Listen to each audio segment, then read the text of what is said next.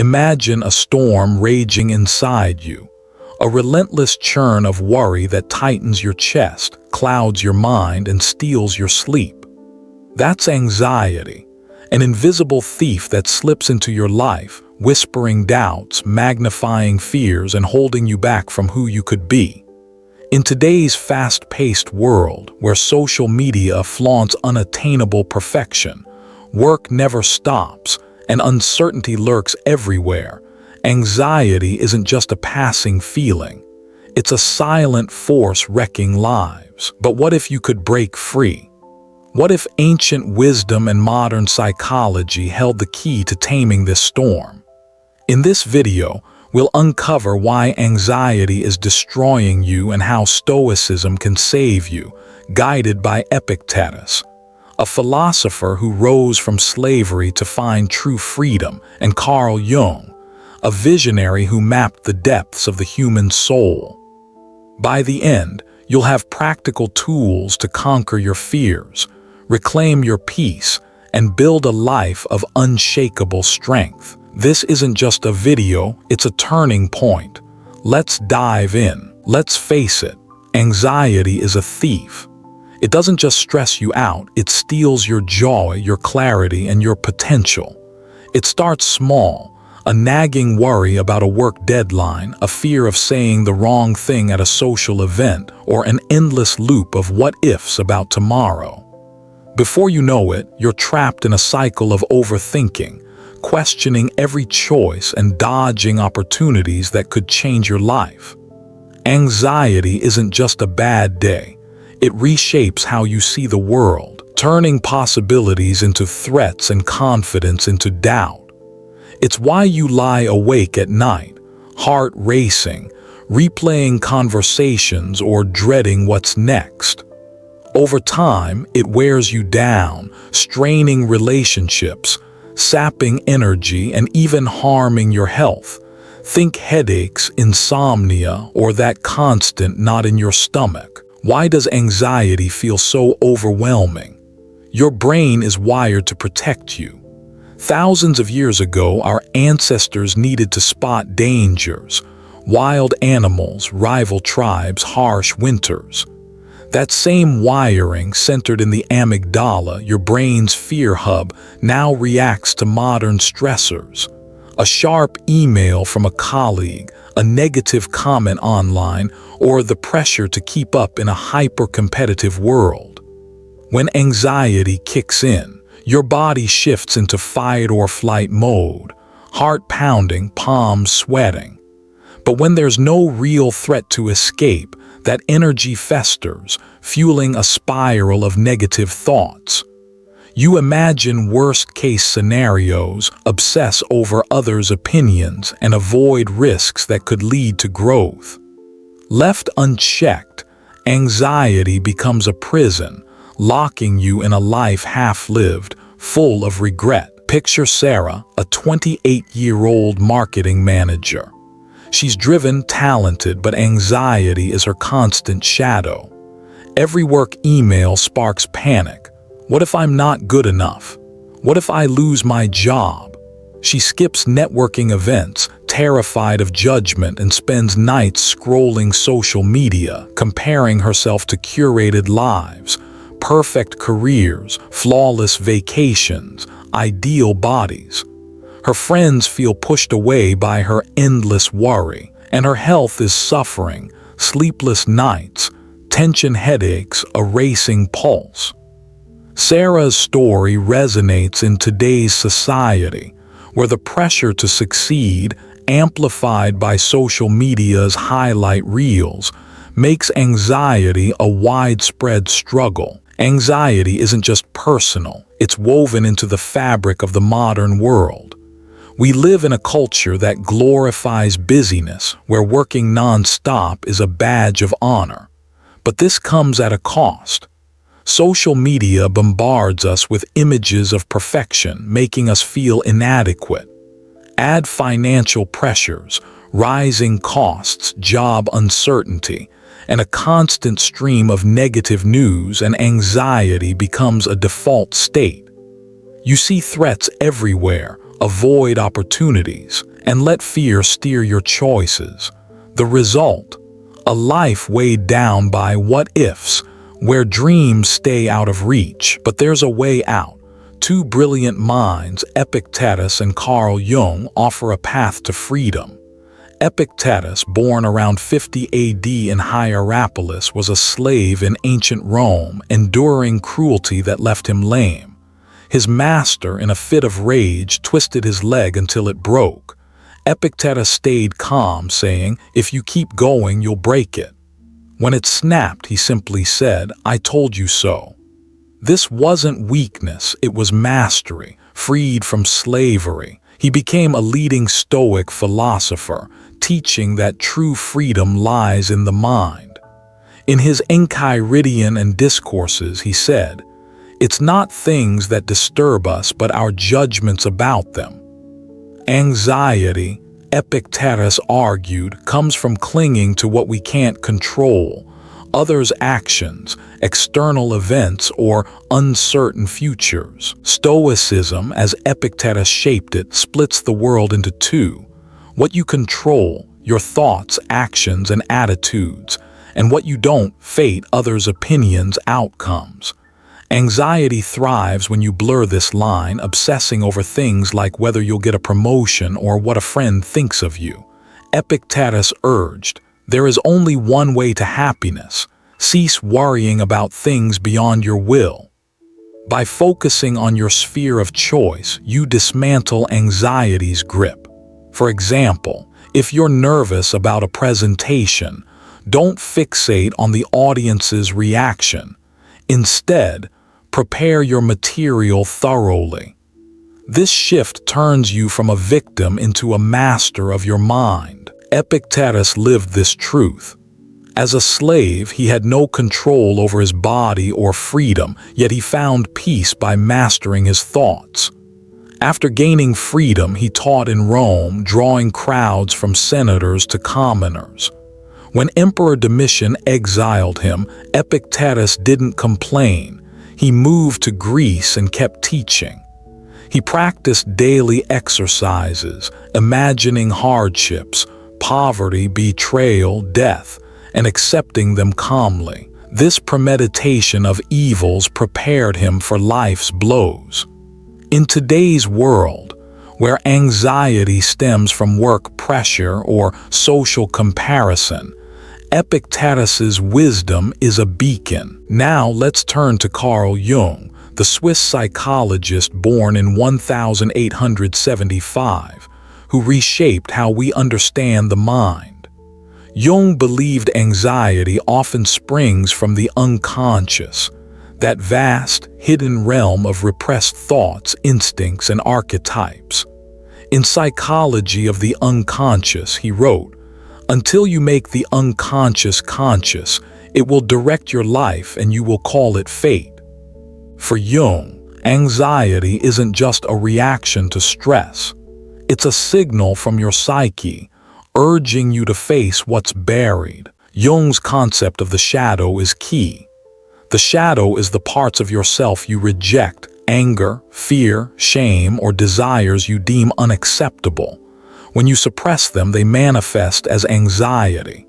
Jung said, "One does not become enlightened by imagining figures of light, but by making the darkness conscious." By exploring the shadow through journaling, dream analysis, or therapy, you integrate these hidden parts, weakening anxiety's hold. For instance, if you're anxious about being judged, your shadow might be a fear of rejection, perhaps tied to a past memory. Facing it sets you free. Jung lived this journey. After parting with Sigmund Freud in 1913, he faced a psychological crisis, grappling with intense visions and anxiety. He called this his confrontation with the unconscious. Instead of fleeing, Jung documented it in the Red Book, a journal of vivid images and reflections. By embracing his shadow, he turned crisis into growth, shaping modern psychology. His idea of individuation, the journey to become your true self, sees anxiety as a sign you're straying from your authentic path. As he said, the privilege of a lifetime is to become who you truly are. In today's society, the pressure to conform, to fit in at work, on social media, or in relationships creates deep shadows. When you hide your true self to blend in, anxiety emerges as a warning. Jung offers hope. Confront the unconscious, and anxiety becomes a guide. Meet Alex, a 32-year-old software engineer. Alex was haunted by anxiety about job security, waking nightly with fears of failure. His worry wasn't just about work, it stemmed from a deeper insecurity about his worth, rooted in childhood criticism from his parents. Using Epictetus's dichotomy of control, Alex listed his fears. Will I lose my job? Uncontrollable versus can I improve my skills? Controllable. He focused on learning new coding techniques, boosting his confidence. Inspired by Jung, he journaled his dreams, noticing a recurring theme of abandonment. By acknowledging this shadow, fear of being unvalued, Alex realized his anxiety was tied to the past, not the present. Through reflection, his anxiety faded, replaced by purpose. Then there's Lisa, a 25-year-old student battling social anxiety. Every party or presentation sparked panic. What if I embarrass myself? Following Epictetus, she stopped worrying about others' opinions, uncontrollable, and focused on preparation, controllable, practicing speeches daily to build confidence. Jung's approach led her to explore her shadow, fear of rejection from a high school bullying incident. By journaling about this pain, she embraced her vulnerability. Over months, her anxiety lessened and she connected authentically with others. Anxiety destroys by trapping you in fear, but Epictetus and Jung offer salvation. Here are 5 practical steps to conquer anxiety, blending Stoic discipline with Jungian depth. First, master the dichotomy of control. Epictetus said, "Cease worrying about things beyond your will." Each morning, write down your anxieties, work stress, social fears, health worries. Split them into 2 columns. Controllable, your effort, attitude, and uncontrollable outcomes, others' actions. Focus only on the controllable. For example, if you're nervous about a job interview, prepare your answers instead of obsessing over the result. Try it today. List 1 worry and focus on what you can do. Second, challenge your judgments. Epictetus taught, it's not things that upset us but our judgments. When anxiety hits, ask, is this thought true? Am I blowing it out of proportion? If you're worried about a presentation, reframe it. I'm prepared and mistakes don't define me. This approach, inspired by techniques like cognitive behavioral therapy, calms your mind and restores control. Third, explore your unconscious. Jung urged, make the unconscious conscious. Spend a few minutes daily journaling your dreams or thoughts that spark anxiety. Ask, what am I avoiding? Where does this fear come from? If social anxiety troubles you, your shadow might be fear of rejection. Write a dialogue with that fear. Ask what it wants and what you can learn. This uncovers the roots of your anxiety. Fourth, practice amor fati, love your fate. Epictetus said, wish things happen as they do. When anxiety strikes, accept what you can't change. If you're stuck in traffic, don't fight it, breathe deeply or play a favorite song. Jung complements this by urging you to integrate your shadow, turning challenges into growth. This acceptance frees you from resistance. Fifth, build resilience through premeditation. Epictetus visualized hardships. Jung analyzed dreams. Each day, imagine an anxious scenario, a tough conversation, a work setback, and picture responding calmly. Journal how it feels. This prepares your mind, making anxiety less daunting. Pause and reflect. Think of an anxiety in your life right now, a work deadline, a strained relationship, or fear of the future. What's driving it? Are you trying to control the uncontrollable?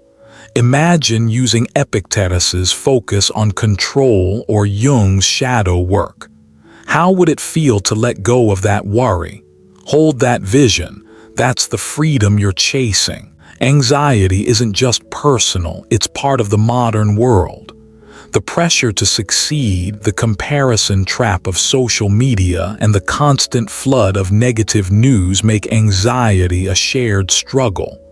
But Epictetus would say, filter out what doesn't serve you. Jung would add, look within to find what's stirring your unrest. Together, they offer a plan to thrive in a chaotic world. A common fear: doesn't accepting anxiety mean giving up? Not at all. Epictetus's acceptance is active, choosing where to focus your energy. Jung's shadow work is courageous, facing truths others avoid. They're not about surrender but empowerment. Picture a big presentation you're anxious about. Instead of worrying about the audience, follow Epictetus, prepare thoroughly. Then use Jung, journal why public speaking scares you, maybe a shadow of feeling unworthy. Confront it, and anxiety loses its power. Epictetus and Jung don't just fight anxiety, they turn it into a teacher. Stoicism gives you control, Jung gives you depth. Together, they make you unstoppable. You don't have to let anxiety destroy you. Epictetus teaches you to master what's in your power. Jung guides you to embrace your hidden self. Start today. Pick one anxiety, try one step, and watch your strength grow. Comment below, I choose to master my anxiety. Subscribe and hit the bell for more philosophy and psychology insights. This isn't just a video, it's your first step to a fearless life.